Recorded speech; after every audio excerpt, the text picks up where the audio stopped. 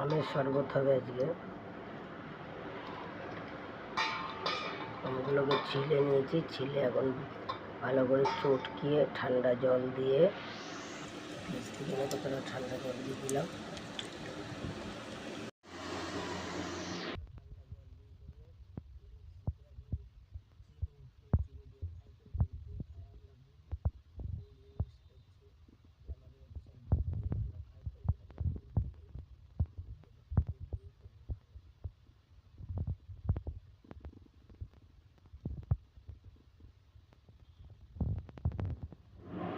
নুন দিয়ে দিলাম, চিনি পাউডার, গোলমরিচ দিলাম। টক টক মিষ্টি মিষ্টি তো খেতে ভালোই লাগবে। একটু শরবতটা আমটা টক টক মিষ্টি মিষ্টি হয়েছে, ভালোই হয়েছে খেতে।